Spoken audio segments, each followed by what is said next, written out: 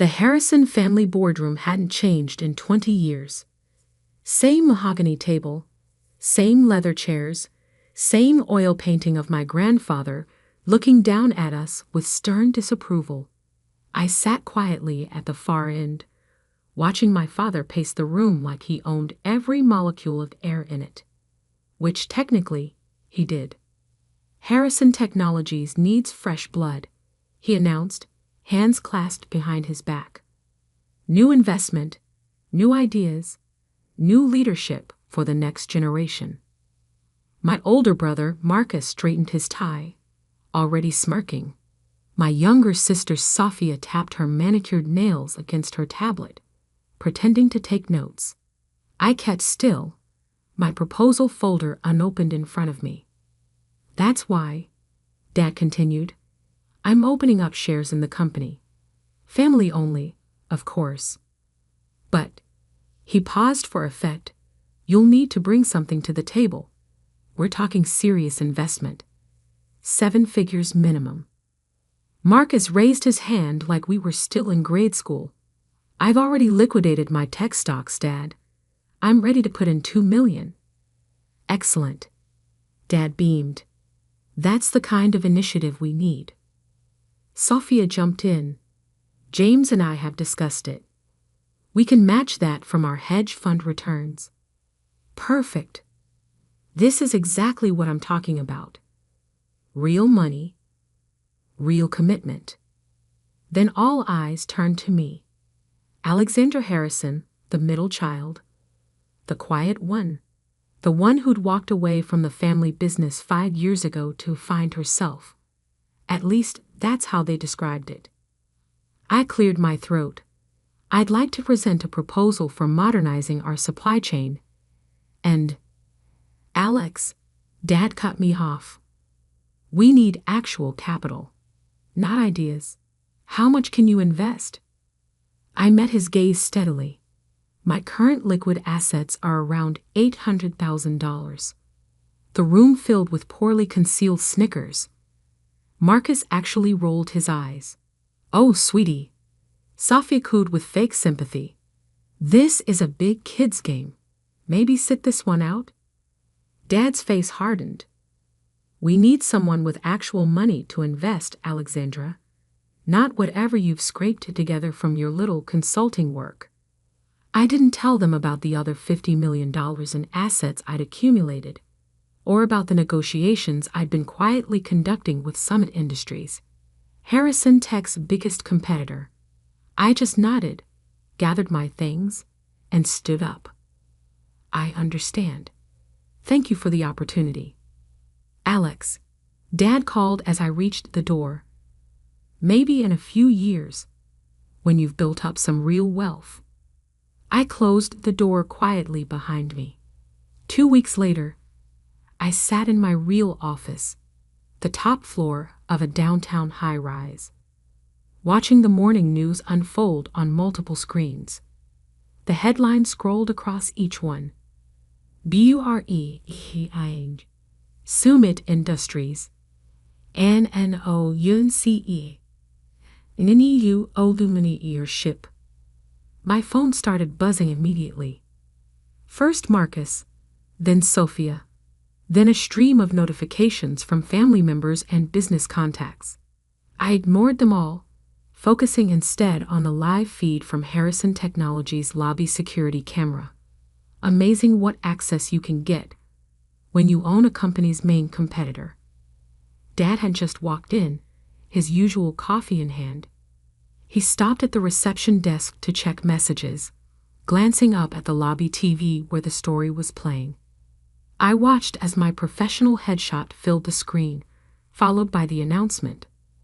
Summit Industries proud to announce new CEO and majority shareholder, Alexandra Harrison. The coffee cup slipped from his hand, shattering on the marble floor. His face went from red to red again as he fumbled for his phone. I let his call go to voicemail. Then I opened my laptop and began typing an email to Summit's board.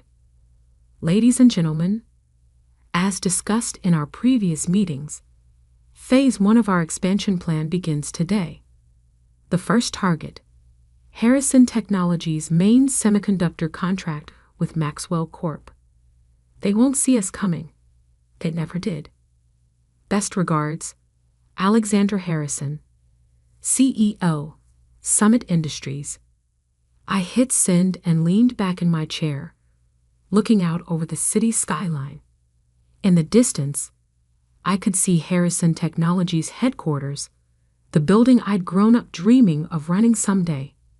Now I had something better: the power to show them exactly what they'd dismissed. My phone buzzed again. A text from Marcus. "What the hell, Alex? Summit? Are you trying to destroy this family?" I typed back, "No, dear brother. I'm trying to show it what real money looks like." Then I turned off my phone and called my assistant. "Sarah, please inform Summit's PR team we're ready for Phase 2. And get me Maxwell Corp's CEO on the line." "Right away, Ms. Harrison." "Oh, and your father is in the lobby. He's quite insistent about seeing you." I smiled. "Tell security to escort him out. Remind him that as CEO of a competing company, he'll need to schedule any meetings through proper channels. And if he resists, take his picture. We'll need it for the restraining order I'll be filing this afternoon." I stood up, straightening my blazer, the same one I'd worn to that family meeting 2 weeks ago, the one they'd barely noticed because they were too busy counting their own money to see I had more than all of them combined. My office phone lit up. "Maxwell Corp CEO on line 1 for you, Ms. Harrison." I picked up the receiver, my voice calm and clear. "John, Alexander Harrison here. Let's talk about your future with Summit Industries. Because sometimes the best revenge isn't just success. It's success they never saw coming." And I was just getting started. The next morning, Summit Industries stock opened 12% higher. Harrison Technologies dropped 8% in the first hour of trading.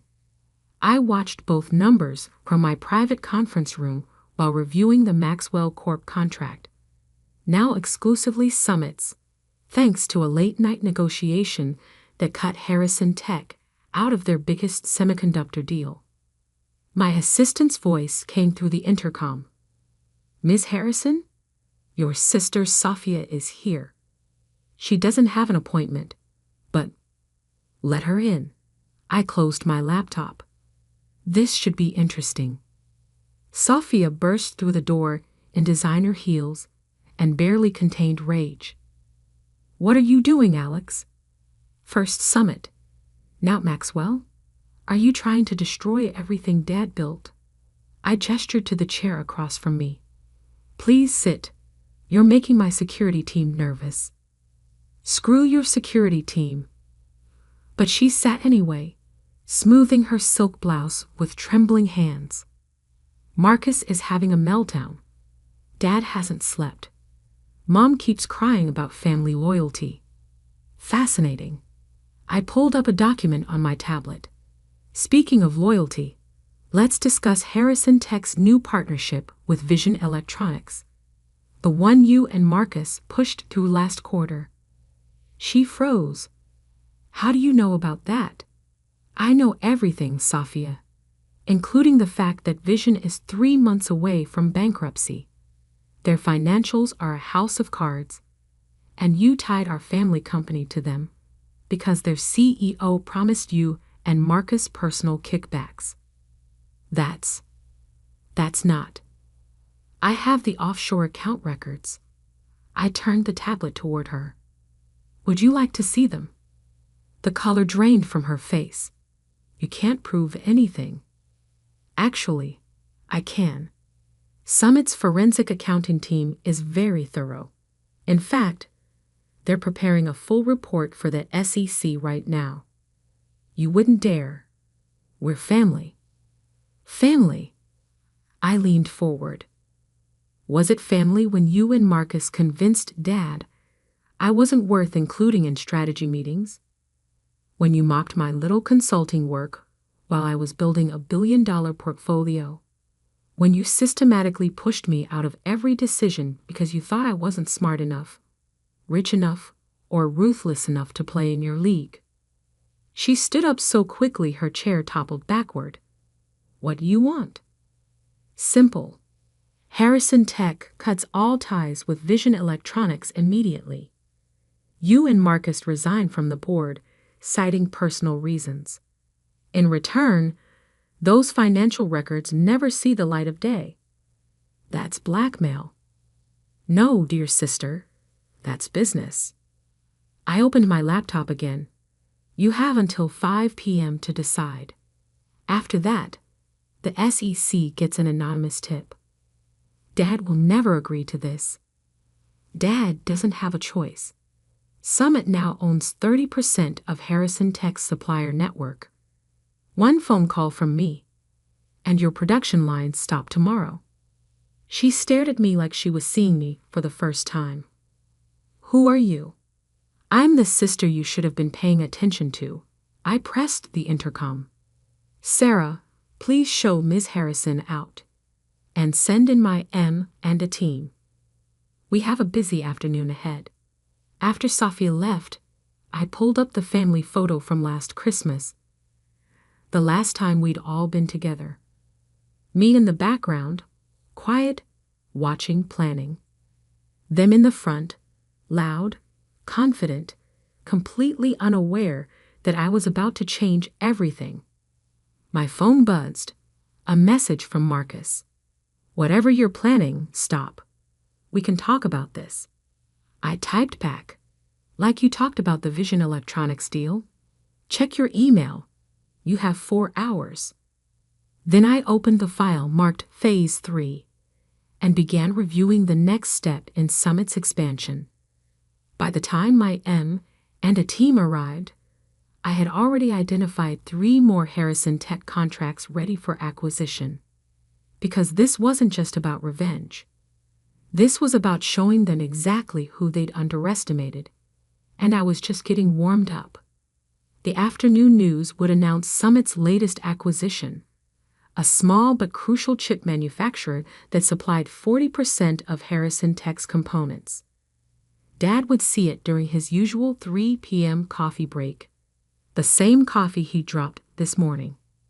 I smiled, imagining his reaction. Sometimes the quiet ones aren't quiet because they have nothing to say. They're quiet because they're waiting for the perfect moment to speak. And my moment? It was just beginning. At exactly 4:58 p.m., 2 minutes before my deadline, the resignations hit my inbox. First Marcus, then Sophia, both citing personal reasons for leaving Harrison Technologies board. I forwarded them to my legal team without comment. Then came the call I'd been waiting for. Alexandra. Dad's voice was rough, tired. We need to talk. My office. Tomorrow morning, 9 a.m. Bring Mom. I hung up before he could respond. That night, I sat in my penthouse reviewing old family videos. Christmas mornings where my siblings' gifts dominated the frame while I opened books about business strategy. Board meetings where my raised hand was ignored. The day I graduated top of my class from business school, and they all left early because Marcus had a more important client dinner. I'd recorded everything, not for nostalgia, but for motivation. At 8:55 a.m. the next morning, they arrived. Mom looked like she'd aged 10 years overnight. Dad had traded his usual commanding stride for something closer to a shuffle. They sat across from me, 2 people who'd once seemed larger than life, now looking small against the backdrop of floor-to-ceiling windows. The Vision Electronics deal is dead, Dad said without preamble. And your siblings have resigned. Yes, I know. I pulled up a presentation on the wall screen. Now let's discuss Harrison Technologies' future. Our future? Mom's voice cracked. Alex, you're destroying us. No, Mom. I'm saving you from them. I clicked to the first slide. Detailed documentation of Marcus and Sophia's kickback scheme. They were bleeding the company dry. Vision Electronics was just the start. I have evidence of at least 6 other deals where they took personal payments to push through contracts that hurt Harrison Tech. Dad's face went ashen. That's impossible. We raised them better. Did you? You raised them to believe money and power were everything. That the only way to win was to step on others. The only difference is, they turned those lessons against you too. I clicked through more slides, offshore accounts, secret meetings, forged documents. With each revelation, my parents seemed to shrink further into their chairs. Why show us this? Mom whispered. Why not just let the SEC handle it? Because despite everything, Harrison Technologies is still Grandpa's legacy. And unlike my dear siblings, I actually care about that. Dad looked up sharply. What are you suggesting? A merger. I pulled up the final slide. Summit Industries and Harrison Technologies combine forces. Your technology, my market position. We could dominate the industry for the next 50 years. You want to take over our company? No, Dad. I want to save it. But this time, on my terms. I laid out the details.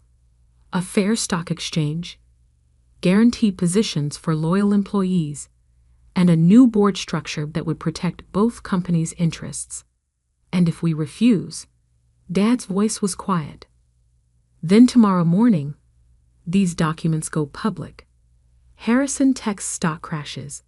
The SEC launches an investigation, and everything Grandpa built ends in scandal. Mom started crying softly. Dad just stared at his hands. You have until noon to decide. I stood up. Oh, and one more thing. I want the painting. What painting? Mom looked confused. Grandpa's portrait from the boardroom. The one that watched me being ignored for 20 years.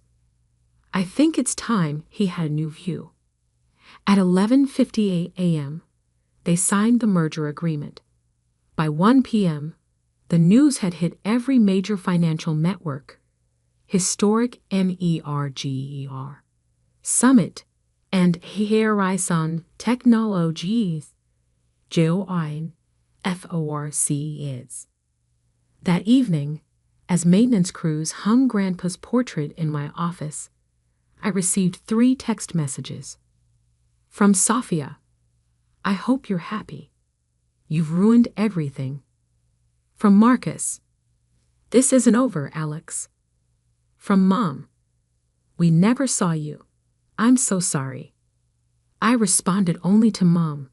It's not about being seen anymore. It's about being heard. And now everyone's listening. 1 month later, I stood in the new combined boardroom of Summit Harrison Technologies. The company's stock had risen 40% since the merger. Our market share had doubled. And my siblings? Last I heard, they were trying to start a venture capital firm. Without access to Harrison Tech's resources or connections, they weren't having much success. My assistant knocked on the door. Ms. Harrison? The board is ready for your first meeting as CEO. I straightened my jacket and picked up my presentation folder, the same one I tried to show them at that family meeting that felt like a lifetime ago. Oh, and your father is here. He says he'd like to sit in, if you'll allow it. I thought about it. Put him in the back. He can watch. Because sometimes the best revenge isn't just proving them wrong, it's proving yourself right. And as I walked into that boardroom, past Grandpa's portrait now hanging behind my chair, I knew I'd done exactly that. Good morning, everyone. I began, my voice clear and confident. Let's talk about the future. Not just my future, or the company's future, but the future I'd built while they weren't watching. Because in the end, they were right about one thing. Business is about money and power. They just never expected me to have more of both than all of them combined. And as I started my presentation, I caught Dad's eye in the back of the room. For the first time in my life, he wasn't looking at me with disappointment or dismissal. He was looking at me with respect. Too little, too late. But exactly what I'd been working for all along.